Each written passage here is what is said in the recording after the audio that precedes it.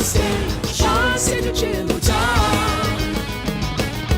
Onstage, onstage agilità. Onstage, onstage agilità.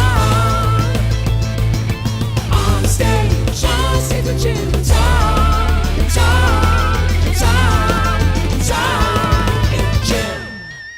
Tonight, we are very excited to welcome Brothers Comatose to the stage at the Phoenix Theater in Petaluma, California. Absolutely. This is a group with many connections to the town we're in right now and whose music has propelled them to national recognition.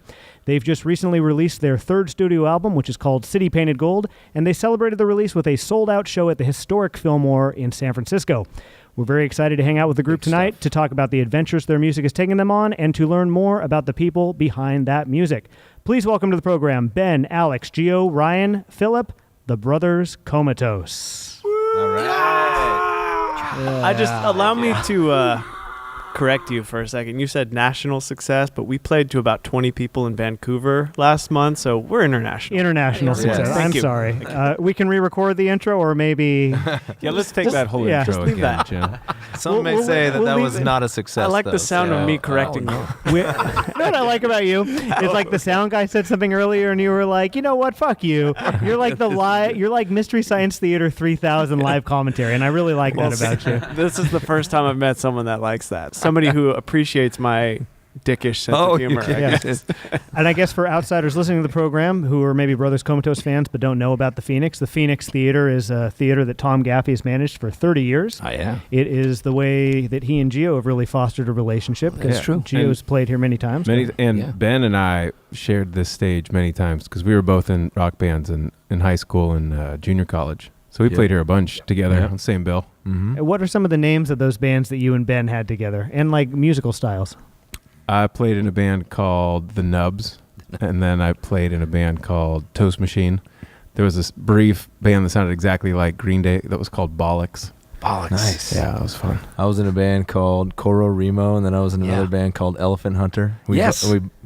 Both of the bands played here a bunch, which is like both of pretty those awesome. bands. Yeah, it was absolutely. Well, the Phoenix is an all-ages venue. It's got graffiti on the wall. It's got a skate park in the middle of the floor, and a lot of people, when they're teens in the area, if they have bands, they play on this stage. Yeah. So we've been doing that for a long time, and some of these guys came through and were a part of that. So it's kind of fun to have this project, which is sort of like broken through that glass ceiling that a lot of bands hit when they play music locally. Having you guys on, it's very special. So thank you guys for taking the time to do this. Thanks for having us. Thanks. It's great. This is an annoying line of questioning, and just be aware of that. But I'm Bracing ourselves. but it is inspiring to see people who we know locally play their music in front of absolute strangers across the country. That is very inspiring for people who do live music, especially for someone like Tom, who's watched generations and generations of kids play music on the stage. It's cool to see people actually get out and have some success on the road. So my potentially annoying question is, were there any pivotal moments or pivotal people or pivotal bands who were there for you guys that have helped you, get to the place where you can go on some of these adventures? Mm-hmm. Absolutely. And were there any you wanted to share with us? Devil Makes Three comes to mind because we played, it was almost like a throwaway show at Bottom of the Hill one night. I don't remember where we were in the lineup. It was like a Monday night. Monday night, Bottom of the Hill. First or second band. I'm not sure. Out of like 4 or 5 bands maybe. So you do it because you love Bottom of the Hill, and it's maybe the first year that we've been even playing music. Little club in San Francisco for those kids in Nebraska who love Brothers Comatose but don't really know the local music scene in San Francisco. Voted best rock club in San Francisco for like 10 years in a row. Yeah, for good reason. It's a great spot. It's been doing it through the 90s. Yeah. So we just played there. It was seriously a Monday night? Yeah. Holy cow. And then we came off the stage, and Devil Makes Three was in the audience, and they were really complimentary and really supportive, and they started the conversation of like, yeah, you guys should go out there, and you should check out this band, you should check out this band, and you should... They had good advice and good words and just awesome support. And they also said, you should open up for us one time. And then we're like, oh my God, Devil Makes Three. Did they serve as an inspiration for the formation of this band? They were definitely big in the beginning for us too. Yeah, for sure, because they were out of Santa Cruz at the time, and Before this band even started, I went to go see them a lot. So Because this band formed in 2008, and it was your band, I should say. And then they, not Devil Makes 3. Yeah, I think Brothers they've been around. Comatose. Yeah, they've been around before. And then, so they were just huge, for like roots music. I mean, they're kind of like ragtime, blues, punk, bluegrass kind of stuff. From my perspective, maybe it's good, maybe it's bad. It seems like they opened the door of this music to a lot of people that wouldn't have been exposed or wouldn't have been interested in going to see a show that had this genre, because they're this sort of bluegrass, but also sort of punk, sort of crossover. And they're just, I think people who would normally be like, I don't go see that stuff. It opened the door about it being neat. It's kind of like, if you write a good song, you can play it on a steel drum and people are going to go listen. So they wrote good songs, and that was the ticket. Because I find just whenever you find out about an artist's success, there are always those people that they connect with. They're in the right place at the right time, and there's just a connection that happens. Sure. And those are cool moments if they can be identified.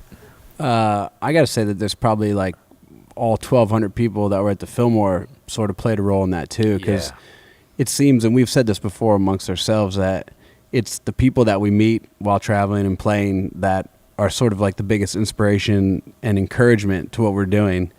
And that's always nice. So it's like all those people are parents, and that blossom into hitting a microphone. Yeah, you guys do have a great local support crew, even at least in Sonoma County that I know of. Because many times as I'm walking through town and going from shop to shop and whatnot, Brothers Comatose comes up in discussion, and you've got some rabid fans in this town. That's awesome. Yeah, and they love you guys. Local boys make good would be a thing you could say. Here's another thing you could say. Brothers Comatose, here's where the name comes from. Wonderful transitions. Thank you so much. Here. Thank you so much. Jim Aegis, everybody. Here he is, everybody. Here's where the name Brothers Comatose comes from, if anybody's curious. Maybe this is not even true, but I read it online. It was a term that was used to describe the faded look on Alex's face when he rips into a banjo solo. Wow. Is that That's correct? Great prose. Yeah. I also do it when I sing and when I'm not playing solos too. It's kind of all the time. It's his thing. Are you awake when that's When he's happening? totally stoned, it looks like that. Yeah. His eyes roll into the back of his It has nothing to do head. with being stoned at all. But I used to do it a lot more when we started out. But I've like kind of trained myself to Stay in the not do it moment. because I was kind of freaking people out a little bit. That's not true, by the way. I see you do that all the time. Hey, I said I trained myself to do it less, so I still do it from time to time. But So it's actually it used just- to be pretty intense. Brother So- Comatose. Toast Machine was a band that Gio played in Petaluma and around Sonoma County, which had great popularity here, had a tougher time getting popularity as you ventured out into I the like world. how you say tougher time. Yeah. That's nice. I've learned a lot It from was. Tom in terms of just softening, hard great. statements.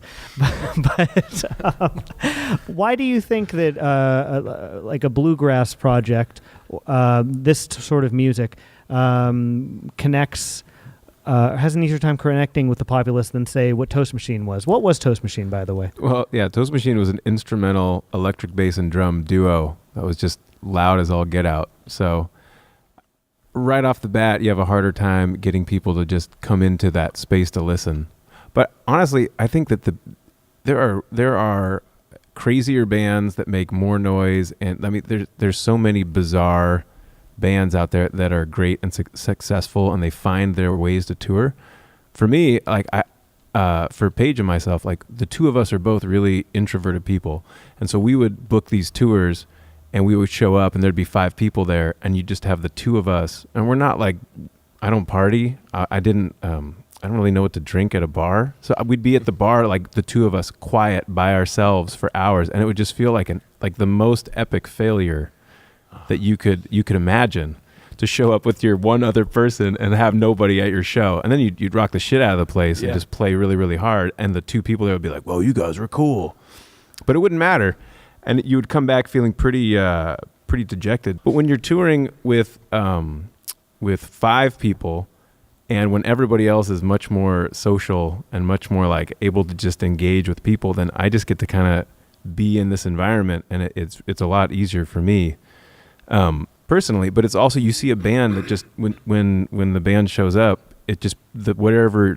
you show up to becomes a much more fun place to be, because you have 5 engaging, enjoyable people that are going to like entertain you either musically or just hang out with you at a bar, rather than two people that are just going to sit by themselves on bar stool. Look, there is a question I got. New question. What's a Knoxville foxhole? Oh, that's a great question. Ryan, you want to answer that? Nope. This is a great interview. The Ryan character is a difficult interview. We brought up what does Knoxville foxhole mean on stage last weekend at Winter Wondergrass up in Tahoe. And I said something silly because my dad had actually called me on my way up to the festival and asked me the exact same thing. I was like, I don't know. I just think it's generally about the South, and you'd have to ask Ryan. But I made some kind of comment about that on stage, and then Ryan, you got on the mic, and you were like something like, you just gotta interpret it, or you gotta just use your imagination, or something like that. And then my wife came up to me afterwards, like when we got home after the weekend. She was like, "So, is Knoxville foxhole about? Is that what it's about?" Dude, see, that's great. Wow. Because just by saying use your imagination, that's where her mind went. Wow. Like maybe she thought I was hiding something by not explaining it, and I can say it's not about, but Yeah, you could. But if you want to think of it like that, it was. but just that's like really pie for funny. breakfast. It was- also. I love that so much more, that people will hear something and not know what it means, and then just apply their own meaning to it. Yeah, and It's whatever you want it to mean. And, right? and really, it could be like a three-parter. You start with the Knoxville foxhole, and then you go right into She's a Hurricane. There's something there. Yeah. Yeah, I mean, use your imagination. There's Yeah. a lot of places your mind could And go. then pie for And breakfast. then We've gotten finally, that well, before. that's very Got important that too. But that's another album. But then we go It works we well. close out the experience with Big the hairy Knoxville Fall with well, yeah, that's not on this Dude, album. you have the worst delivery. Yeah. You laugh through all your own jokes. What I'm saying is, then the way the West was won, and there you go. You got your experience with whatever happened. I don't know.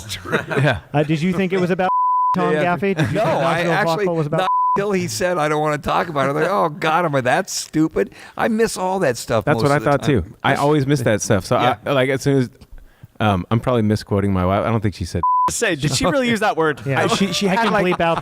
If you want. Like, was it about getting No, laid? she probably Or, she's like, is it about sex? That Vagina? sounds like more like something she would say. Yeah. But like the look in her eye, like it had like that Like, nasty she knew. connotation. She's like, is that what it's about? Yep.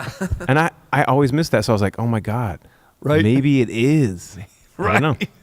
Yeah, I as soon as it went in that direction, I thought, oh man, I'm an idiot again. I don't believe it.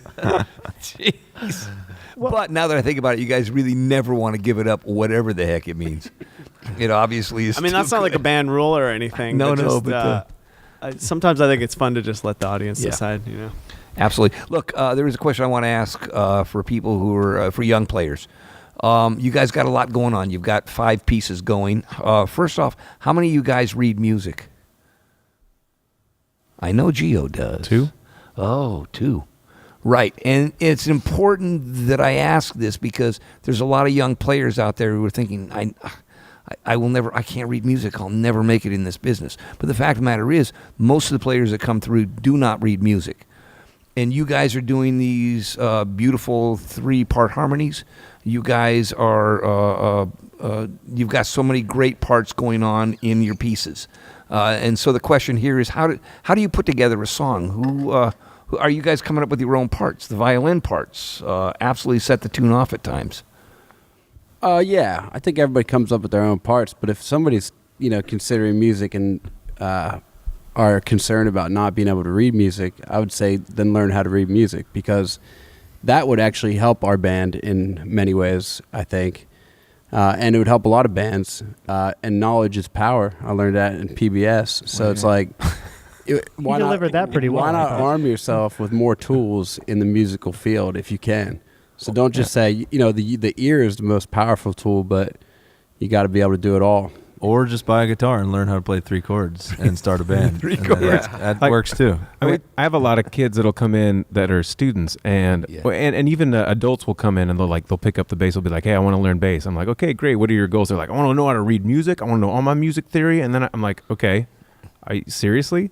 What are the contexts that you're going to be playing music in? Are you going to go and jam with your buddies? And do any of them read music? Are you going to go be in a band that's going to write original material? And is anybody going to read music? Because reading music is such a difficult discipline that requires so much time and so much reinforcement of the same thing that if you don't have an application for it, and if you don't have a reason to do it, most people will just totally fail at it because there's no reason for them to do it.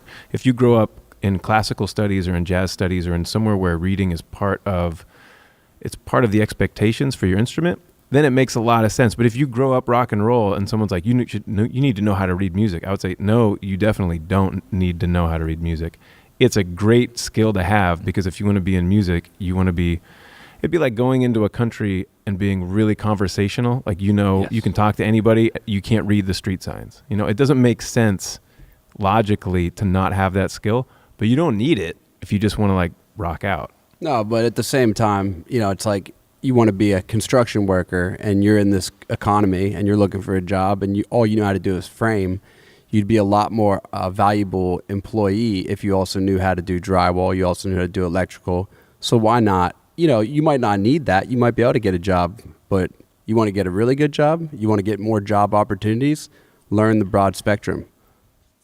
And it's important to note that you are described on the website of Brothers Comatose as kind of a redneck, but he's getting his master's in classical violin, so it turned out pretty well. He's currently wearing camo pants right now. How long ago did you get your master's? How old is that bio? You have it, right? No, it's a new not- one. Yeah. Yeah, no, this is past tense, like he got it, not he's pursuing it. Yeah. When this band formed, it was just the two brothers, is that correct? It started actually Alex and I, and then our old mandolin player Joe Puccini. Okay. Yeah. How much truth is in there to the song Brothers? Oh, a lot of truth. Yeah. Yeah. I think like all brothers, right? Yeah. Like, Yeah, correct. We beat the shit out of each other. Yeah. Same with Gio and his brothers, and Yeah. Ryan and his brothers, Phil and his brothers. Beat the shit out of each other in a good-natured way, or No, Sometimes, no, not always, no, yeah. definitely Never. not. No. Never. Hated Never each get other. each I mean, like, I mean, yeah.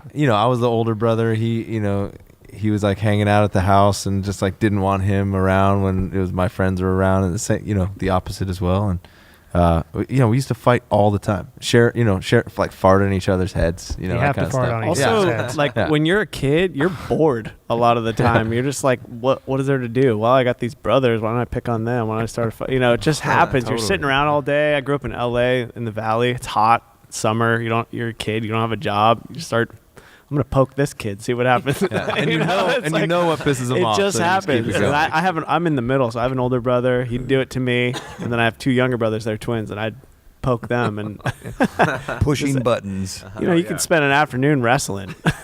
Did it give you pause as you were starting the project about like, am I going to be able to coexist with this guy in the band? No, not at all. I mean, at that point, we were better off. We started smoking weed in high school I and think high school we both chilled out a little bit. Mellowed it out. Yeah.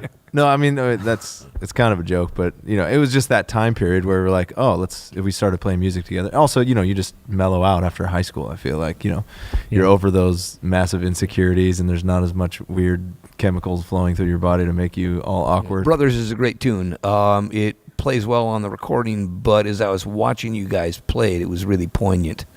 Really a great tune. Well, yeah, that's because they make a point. We choreograph this where they gaze in each other's eyes during the choruses. I think it's a little over the top, but I'm glad you picked up on that, Tom. Was that what it was? It is really. Well, really to sweet. your earlier point, you don't like it when bands just sit there and play the instrument. You want a little theatrics. Yeah, I want to see. I want to Yeah. see things. So this is some Gio performance used to art. bring costumes. Actually, he brought swords on one time. That's such a good story. Did we talk about that when you were on with Toast Machine? I mean, Probably. I want to go back to this brothers thing, but what a good story. Toast Machine played, and I don't know if you guys know this. He had this. This they bit. know the reason why. Well, Ben The knows legend is Yeah. known. because Ben was one of the people that came on that stage. Well, why don't So for was the, our au- singer. for So the was our- audience yeah. who doesn't know, would you like to share with them what happened? Because this is a wonderful little story, or an early Brothers Comatose experience I'm before. really glad people yeah. remember this. Pre-comatose. Yeah. Ben and Joe and our other friend Ben Ross came over when I was living in Kentucky one night, and we were playing hacky sack outside, and we It's a fun game. kicked the hacky sack into the shadows, and it was getting lost in the shadows repeatedly, which led us back into my house where we made a metal song called Lost in the Shadows, which led to the beginning of the metal band Orphans of Doom, which led to a Toast Machine show where we staged the sound guy to fade in the theme to Conan the Barbarian mid-song, and I acted surprised and got on the mic and said, what the hell's going on? Nat, Nat, turn the house music off, but he just kept making it louder. And then Ben and Joe and our friend Paul and Brian Donaghy, all wearing big black Holocaust cloaks, came on stage and took us off the stage. We were protesting, and then we threw on cloaks really quick, and then we ran back out, and then we played our metal song as Orphans of Doom. And then we left the stage, and then Paige and I came back, and we're like, "Oh my God, what just happened? That was crazy." And so these looked like demonic figures, the occult. Oh yeah, it was super from the occult. Did we have the reading from the Book of Rockage at that The time? Tome I think of there's Doom. the Tome of Doom or something. And at was a what point sword. did all the audience leave? I think there were some upset people maybe in the family about this a little bit. Apparently, I didn't even know this, but the one show that my uncle came to was that show. And I didn't even hear this because the person that left was my uncle. And I was kidding. And before he left, though, but this is the best part, though. Before he left, didn't he tell you, Tom, that he didn't like the way I was mocking the Catholic Church? Oh, yeah, it was. He saw Catholic. earful. It was not intentional, but that's just fine. Also, Yeah. it's okay. Well, I think he thought you guys were doing Torquemada or something. I don't know. Oh, it was, when you're inside of a joke, none of it all seems like everybody's gonna get it. It seems so obvious. It was so surprising to me that anybody wouldn't have understood that was hilarious. So to combine a few threads from earlier, the band started out in 2008, a lot different than it is now, primarily with the brothers and somebody else. Well, it actually started a little, I guess probably a year or two earlier, just us playing open mics in coffee shops with our friend Joe. And then I think 2008 is when, so Gio had joined shortly after that, probably late 2007 at some point. And then we called up Phil in the fall of 2008 to get Phil to join the band. So I guess that's kind of like when we all came together as a full unit was 2008. What has the band learned about itself in the last 8 years, and seen boy, what do we need to change here to keep going? Well, yeah, I guess for me it's traveling. How to be sustainable out on the road when you're touring a lot. When you first get started, I just remember our first tour. Just I was I didn't even smoke cigarettes, but I'm like, fuck it, we're on tour. I'm smoking cigarettes and getting hammered every night. And we're we're on tour, man. Fuck yeah. It was a weekend tour. Yeah, no, it was 10 days actually. Yeah, and it it was sizable. And we played every day, and it was great. Not I only had a did we blast. play every day, we would roll into town as early as we could. We would busk before the show. Yeah. And then we would play the show. And then if there was a house party after the show where we were going to stay, we would play that too. Yeah. It was just nonstop. And it was insane. A huge party. And it After was 10 really days, how fun. were the voices holding up? Fine. We Yeah. were Okay. superhuman at that point. Yeah. I don't know what it was about great. back then, but not anymore. That's Yeah. the thing. It's over these years, we've kind of figured out you can't get hammered every night and still do this thing. It's impossible. And still do this thing well, I guess. Yeah. If you, I mean, Totally still do it. Well, there's Yeah. a level of expectation now that exists that Yeah. didn't exist in 2008 Exactly. when you were playing towns you hadn't been before. absolutely. Yeah. Yeah, that too. But I mean, even voices holding up and just not being super beat for the show the next night. And it can it's difficult too because people want to party with you. That's part of the deal. People, which is awesome because people are they want to buy you a beer. They want to hear your stories. They want to jam with you and drink whiskey until 5 o'clock in the morning. And that just doesn't happen as much as it used What's to. cool too about hanging out and meeting people is it seems like with bands, local people kind of put out the red carpet in in some sense. I'm always looking for fun adventure things to do in the town that we're in, and so we were got stuck in Wyoming and we were looking for snowmobiles or something like that, and we actually found out later we could have got hooked up, but we had to leave town. But things like that, and so you always hey yo, what's cool around here, and people are oh, we'll take you fishing, we'll take you this and that. Yeah. So that's fun. Yeah, if you came to town and you were oh yeah, we're part of the vacuum convention. We manufacture vacuums. Nobody would be hey dude, come over to my house, check this out.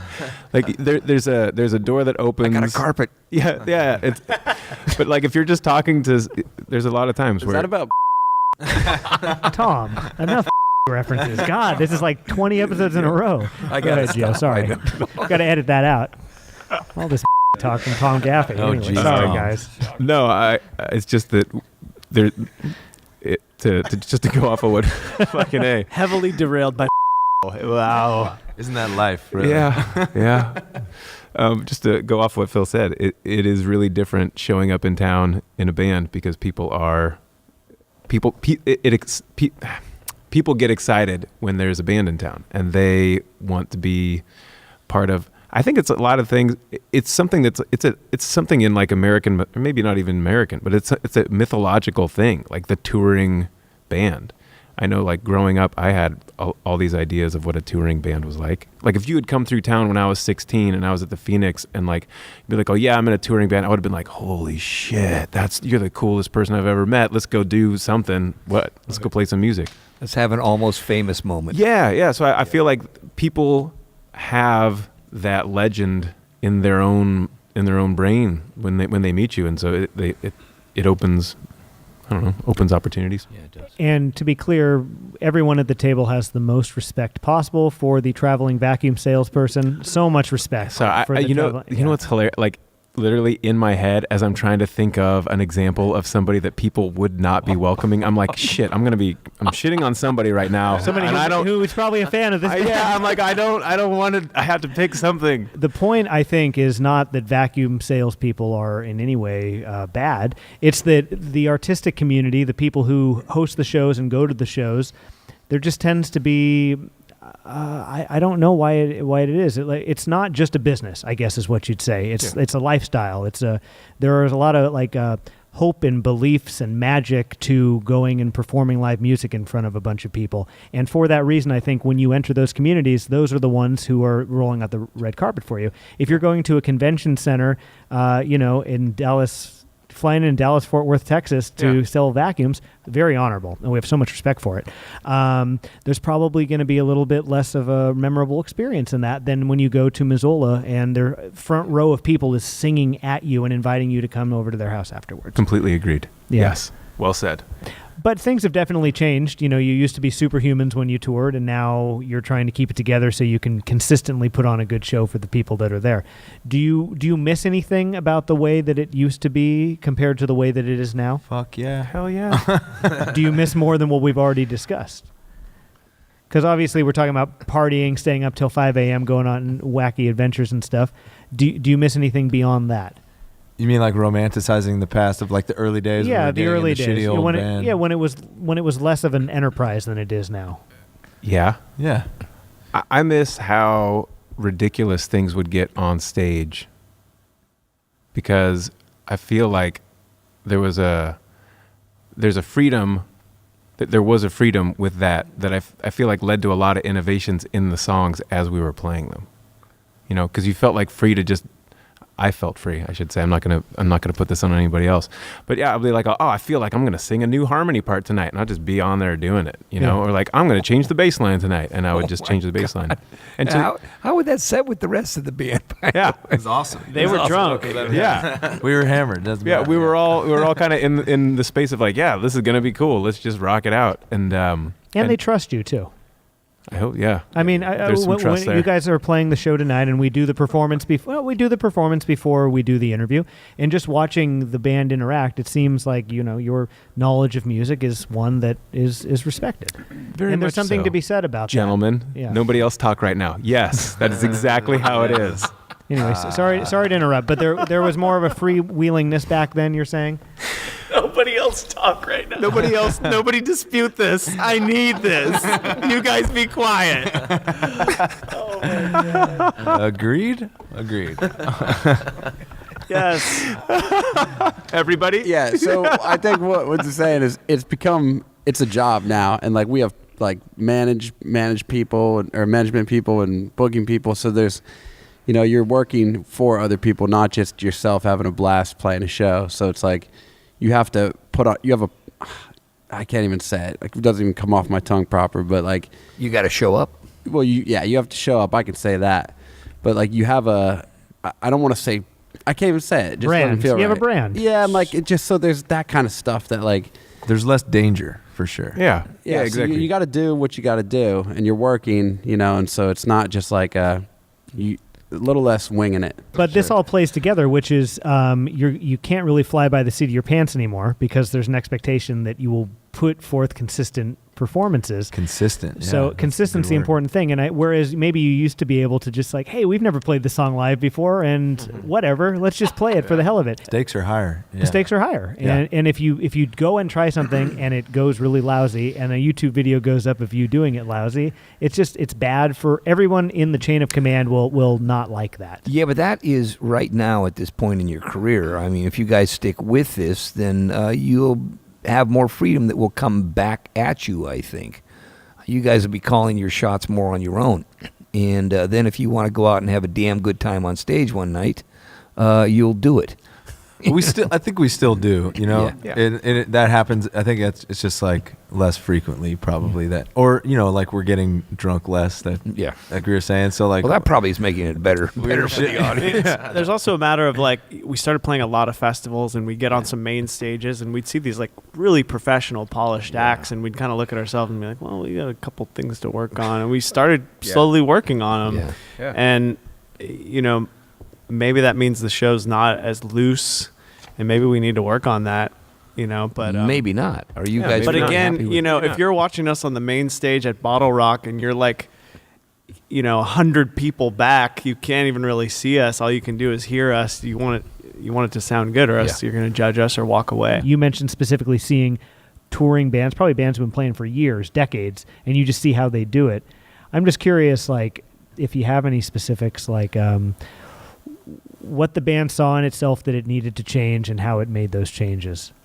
Just professionalism. I feel like not talking so much in between songs. I think transitions in between songs. If you want me to list them out, there are some really specific. It's like trying to bring a show. I would love that, actually. Trying to have a show that has movement and momentum, and it's not just like, here's a song, and then we're going to kind of dick around and tune and drink beer for a couple minutes, and then here's another song, and then we're going to mess around, so that the audience feels like they're locked into something, to an experience, without being distracted constantly. Yeah. That's what we work on, I think. Yeah, and I recently, this last Christmas, dug up some old videos of ours, like from probably 2009 or something like that. And I'm like, this shit is terrible. Not terrible, but like, I'm like, people kept coming back to our shows after that.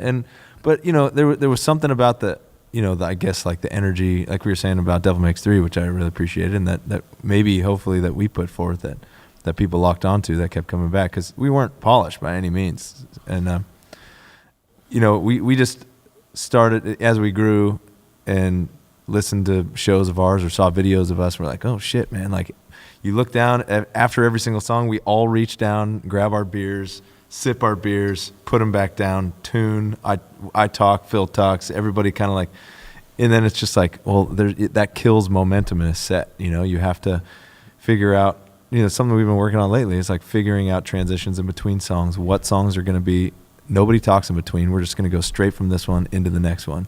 And then Gio's going to talk on this one or something like that, just to try to make the show a show, rather than like, oh shit, who's going to do this one in between, and a little more professional, a little cohesive, developing like an arc to it. Go ahead. Yeah, and the thing that I think we struggle with the most, or at least what I always feel, is like, you want to always feel like it's like a fresh new experience. And so I hate when I see a band and I see the same thing like the next time, and they're like, hey, did you hear the joke about the guy that did this? And you're like, dude, it's so lame to see. You did like that last night. Yeah, to see like that same thing just drives me nuts. So like, we're trying to get more professional, but at the same time, like, keep that loose, like we're winging it, because that keeps it fun for us and hopefully fun for people. And that's the tricky. It's riding the line for sure, because you don't want to go straight polished, straight like formulaic. That. Yeah, you don't want to go straight formulaic. Well, I think this. Go ahead. What were you going to say? I was just going to say, like, you can shit on that, but also there is kind of like a grand tradition of acts like polishing, even if it's a joke. I mean, comedians or anybody like polishing their act and taking it from town to town. Yeah. It doesn't work if you're going to see that band in the next town, but if it's not being filmed and it's not on the internet and it's a new audience every time, then to like make that moment, I don't think there's anything wrong with that, but I do agree that that's not really what we're going for. We're trying to have something organic every night. Plus, people can sense insincerity, I think, or at least I feel like I can. And I feel like if I'm being insincere, it's very uncomfortable for me to not be truthfully creative or whatever, even if that means crashing brutally, truthfully creative. Right. I think. Yeah, I think we all had a moment when we were at a festival where a band hit the stage, and if you just like closed your eyes and listened to it, you'd be like, yeah, it's a good sounding band. These guys are tight. They're very well rehearsed. But if you watched it, we all had this like gut wrenching negative reaction to it because it looked like. Oh yeah. It just looked They sucked. wrong. This is a specific looked- experience we're talking Oh yeah, about. yeah. Florida? Yeah. Oh my God. Yeah. And so you're watching this band and you're like, why do we all hate this like viscerally? That was like watching NSYNC or something. That was so fabricated. Yeah, because it just had this. The whole thing felt fake, and it just like it all like came right through, and it came through like on you, and you had to be like, oh, gross. So You walked away from it. You still had the stench on you. yeah, like you had to like you had to like wash it off. That was the night we had a drink, actually. You had to. That's an example of going way over the line in terms of being too polished. Yeah, exactly. Yeah, it's a very, very difficult balance to find, and it's taken, here you are 8 or 9 years into the project and you still haven't found the perfect one, but you feel like you're a lot closer than you were in 2009. Yeah. And that's exciting. Definitely. Yeah. Well, I think we're all going to see that in a few minutes anyway. My goodness, there is going to be a performance tonight. There's going to be a performance tonight. Yeah, Wait, no one told me. yeah. You guys are actually going to play Harmony. Tom Gaffey, you have spent most of the last 8 or 9 years actually peeking in and peeking out with these guys. They've been on your radar forever. Do you have any commentary on what that's been like watching this band? Oh, these guys. I mean, right now, it's when you see them now that you realize, wow, it's they've worked hard. You guys have been playing for an awful long time. And you guys are just hitting your stride and hitting your prime. And, oh, God, you guys get to ride this wave for a while, I think. That is a gas for those of us that have watched you guys grow up. And there's a lot of people that I see in this town that have. Yeah, we're all excited for you. It's really cool to see this at this moment, as a matter of fact. That means a lot, Tom. Thank you. Yeah, very it's much. huge, Yeah. though. I'm looking forward to hearing how this summer goes because you guys are going to have a hell of a summer, I think. Nationwide headlining tour this summer. Yeah. Very exciting. Well, tonight's been a show that we've been looking forward to for a very long while, and it's been really fun to see where this project's taken you guys, and we're very excited to see where it goes from here. So thank you very much for joining us tonight. Our pleasure. Thanks for having us. Cool. Why don't guys. you change your pants and let's do it? To the listener, please stick around because up next, a performance from the great Brothers Comatose. Yes. Thank you again, guys, for joining us. Watch Alex's eyes while he's doing this. Thank you guys. Thank you.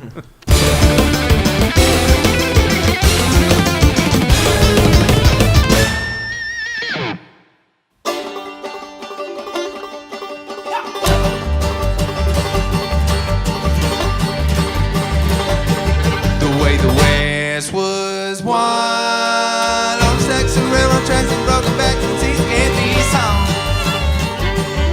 With blinded eyes and troubled ties, not told lies and blood upon it.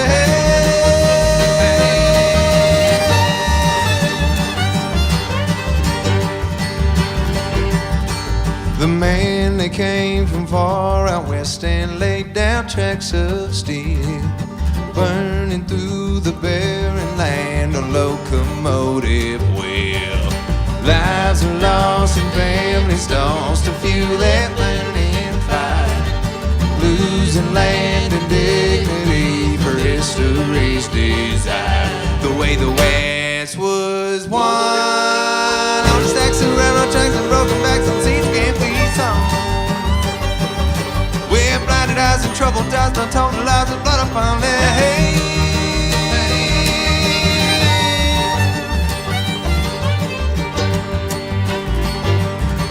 The land was bought and sold around the rightful owner's deed. Strangers taking others for the consequence of greed. Game was played and patronized with daggers behind their backs, prying on the innocence with sharpened souls of black. The way the West this was one. On stacks of railroad tracks and broken backs and seats can't be sown.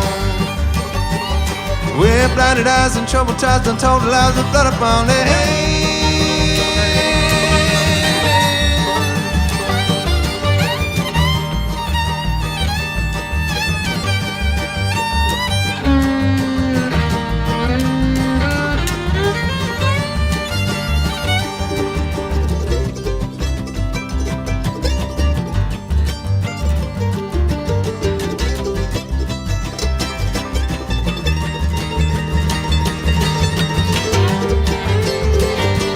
The way the West was won. On the stacks of railroad tracks and broken backs and seats can't be sown. With blinded eyes and troubled ties, untold lies with blood upon their head.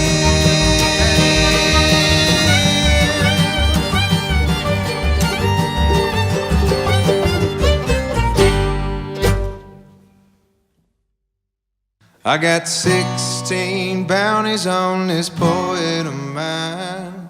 There's no chance in winning, so I might as well try.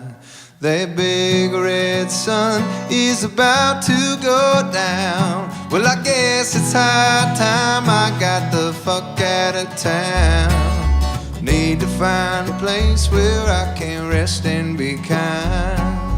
Got too much logger stuck behind my eyes. Need to find a place in the middle of beyond. Well, I tell you, little angel, you'll never know I'm gone. And as the tops of the trees turn from golden to green, and the river sighs softly to her, and as the night's rolling in, I roll a joint again, and the city cries softly to her.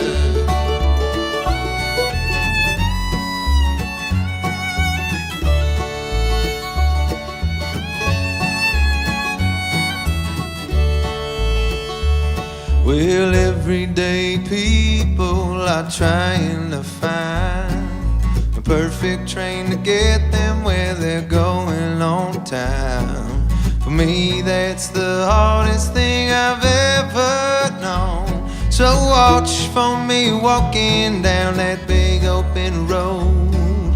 If I don't pay attention, I'll be a slave to my mind. Don't need to wait for all my stars to align. Silver dollar moon is the same as mine. She wants to hear it speak, but I just let it shine. And as the tops of the trees turn from golden to green, and the river sighs softly to her, and as the night's rolling in, I roll a joint again, and the city cries softly to her.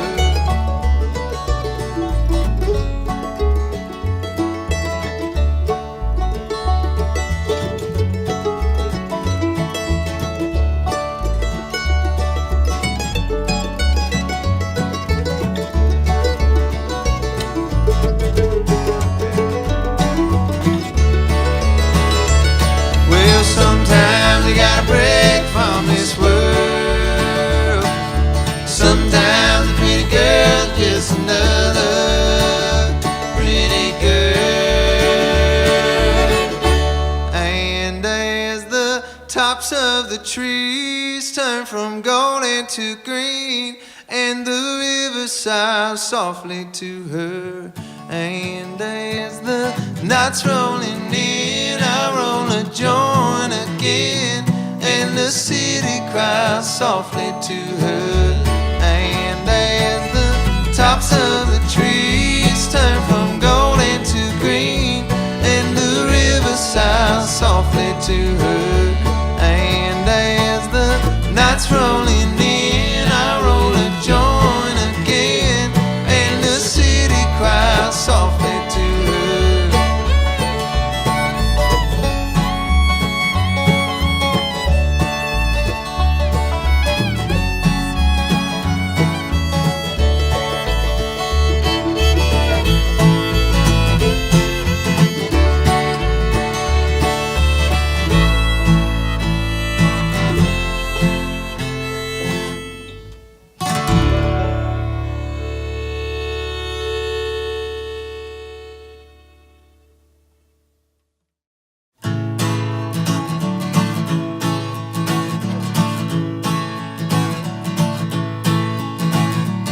Me and my brother and me. We were two lost kids that couldn't agree. Well, time changes people you see. Like me and my brother and me. Well, we were so different then. Fighting and yelling. Could never really get along until we started singing and playing these songs.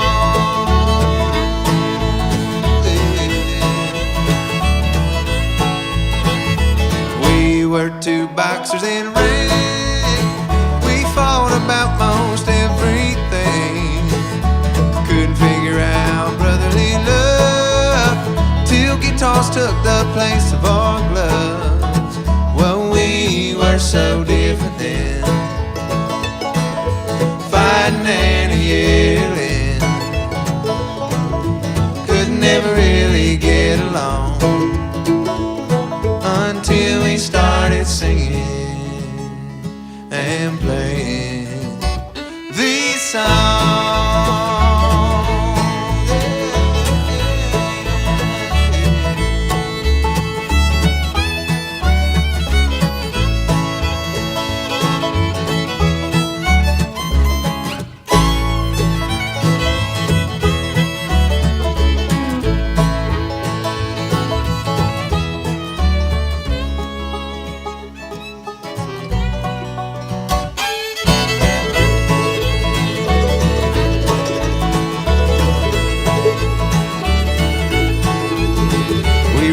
In a castle buried in sand until we set forth to explore this land. Now we sail the roads and we drive the seas. Away nothing come between my brother and me.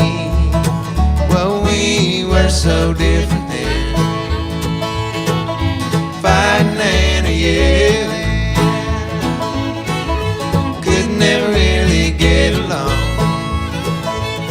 until we started singing and playing and singing and playing and singing and playing these songs.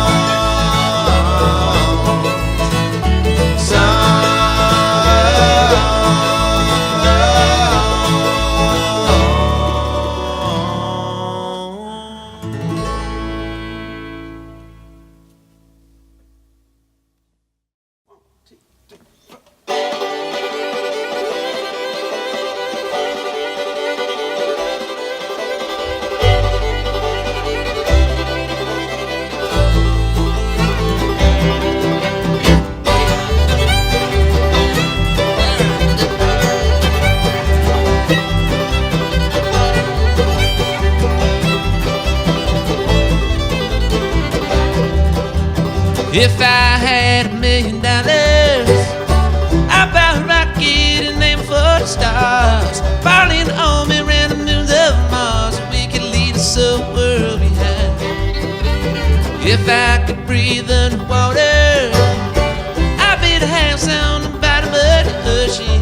We could dance and make love in submersion while the fish I'd swim around. Well, I'm around playing this sign. Your side, I can't let you go. And you might well live strong and the moon is bright. I'm gonna lay you in my arms tonight. Whoa, Angeline, make me and break me, darling. Can't get you off my mind. Hold me close, Angeline. Come and take my hand, little darling, and step into the night.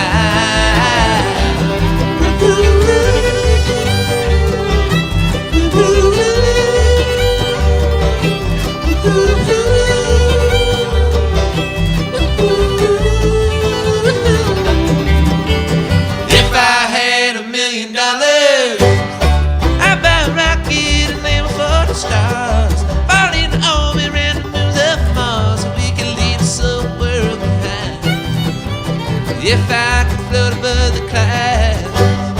I lift you up and watch the rain fall down. Spend the night with the feet off the ground, sailing to the moonlight. Well, the moonlight a little less I know. Won't leave your side, I can't let you go. My will is strong and this bright. I'm gonna lay you in my arms tonight.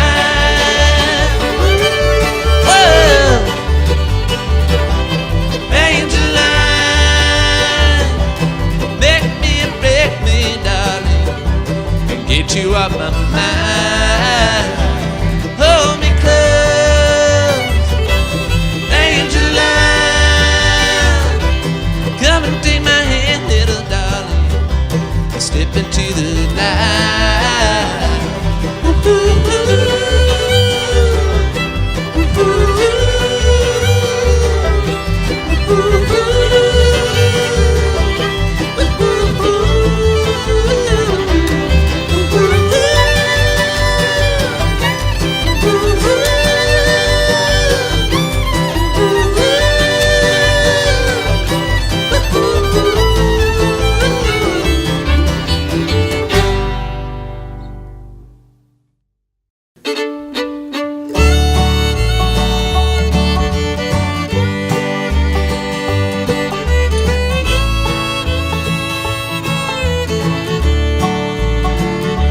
Walking down Main Street, getting to know the concrete, looking for a reason from a neon sign. Well, I will meet you anywhere the western sun meets the air. I'll hit the road, never looking behind. Can you deny there's nothing greater, there's nothing more than the wandering hands of time? St. Genevieve, hold back the water. Saints don't bother with the tear-stained eyes.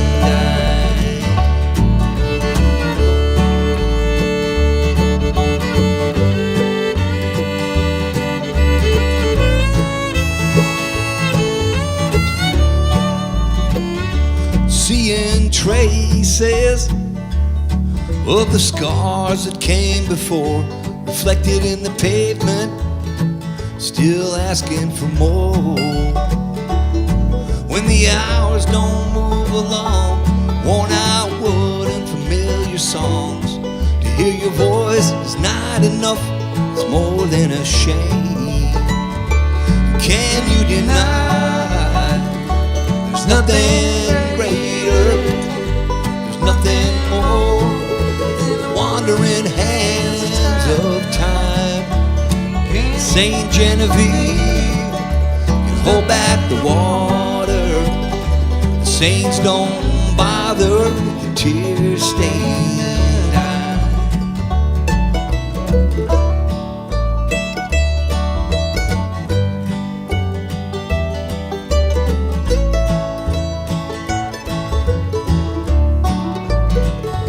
Well, like the man said, rode hard and put away wet. Take all your bad news and put it to rest.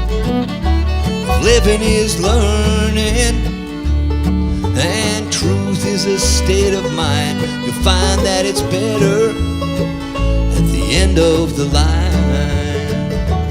Can you deny there's nothing greater, there's nothing more, wandering hands of time? St. Genevieve, hold back the water. The saints don't bother with the tears.